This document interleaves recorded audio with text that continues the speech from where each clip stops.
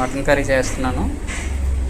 ఈ కుక్కర్లో, చిన్న కుక్కర్లో చేస్తున్నాను. చిన్న కుక్కర్లో ప్రజెంట్ 4 స్పూన్లు నూనె వేసాను.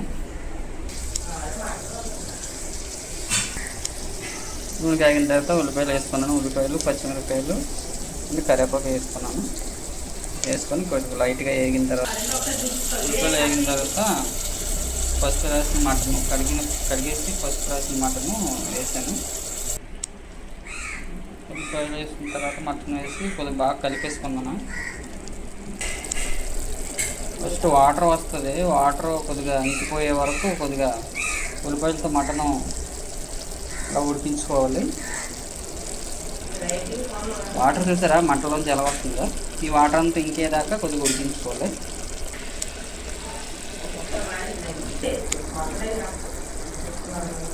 ఒక స్పూను సాల్ట్ వేసానండి.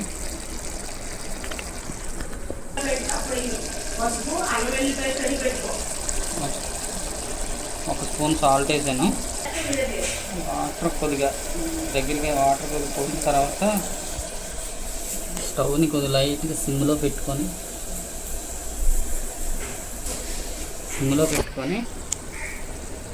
ఈ హాఫ్ స్పూన్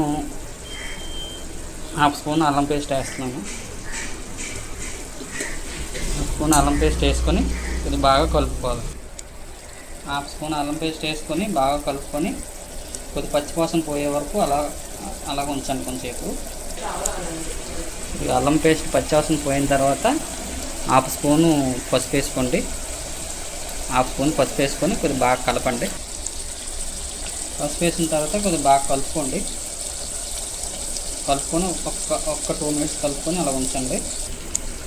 ఈ 2 మినిట్స్ పసుపు వేసిన తర్వాత ఈ 2 స్పూన్లు కారం వేస్తున్నానండి.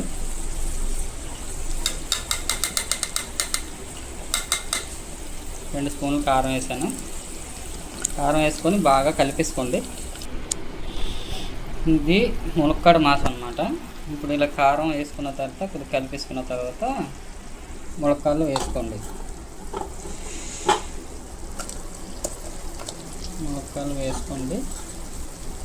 ములక్కాడలు వేసుకొని ఒక్క 2 మినిట్స్ కలిపేసుకోండి. మొత్తం కలిసేలా కలిపేసుకోండి. ఇలా కలుపుకున్న తర్వాత మీకు ముక్క మునిగేలాగా కొద్దిగా వాటర్ వేసుకోండి. ఎంత పెడితే అంత వాటర్ వేసుకోండి. ఇలా ముక్క మునిగేలాగా వాటర్ వేసుకోండి. వాటర్ వేసుకున్న తర్వాత మీరు మూత పెట్టేసుకొని ఒక 5 విజిల్ వేయించుకోండి. మాసాన్ని బట్టి వేసుకోండి. మాసం లేతగా ఉందా ముదరగా ఉందో చూసుకొని దాన్ని బట్టి వేసుకోండి. నేనైతే ఒక 5 విజిల్లు వేద్దాం అనుకుంటున్నాను.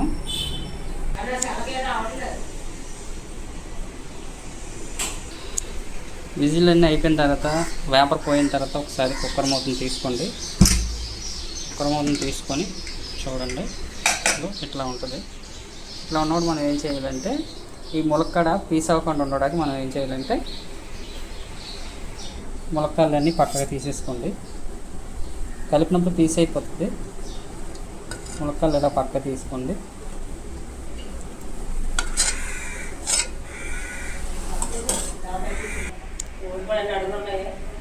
ఇలా ములక్కాడలన్నీ పక్క తీసుకున్నాను. ఇట్లా పక్క తీసుకొని స్టవ్ ఆన్ చేసి కొద్దిగా గ్రేవీ కన్సిస్టెన్సీ వచ్చే వరకు కొద్దిగా చూసుకోండి. స్టవ్ ఇలాగా కొద్దిగా సిమ్లో పెట్టుకొని మసాలాలు వేసుకుందాం. ఇప్పుడు సిమ్లో పెట్టుకొని ఇది సిమ్లో పెట్టుకున్న తర్వాత ఈ కొబ్బరి పొడిని నువ్వుల పొడి 2 కలిపి మిక్స్ చేసుకొని ఇలా వేసుకోండి. వేసుకున్న తర్వాత మీకు ఈ ధనియాల పొడి, గరం మసాలా కూడా వేసుకోండి. వేసుకొని ఒకసారి కలిపేసుకోండి. బాగా కలిపిన తర్వాత కొంచెంసేపు మగ్గనివ్వండి.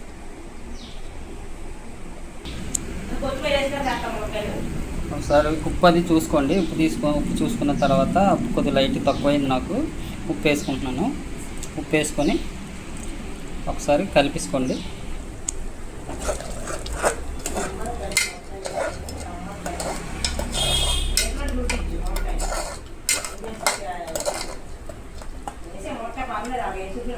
కలిపించుకొని ఒక 2 మినిట్స్ అలా ఉంచండి. ఇప్పుడు ములక్కాడ వేసేసుకుందాం.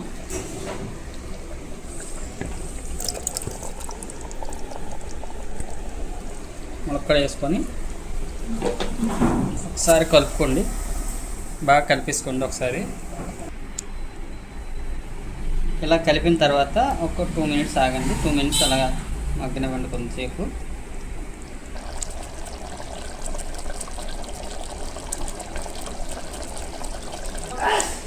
ఇప్పుడు కొత్తిమీర వేసుకోండి. కొత్తిమీర వేసి ఒకసారి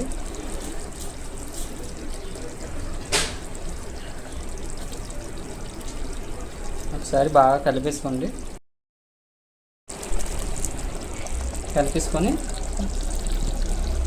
కలిపేసుకొని స్టవ్ ఆపేసుకోండి.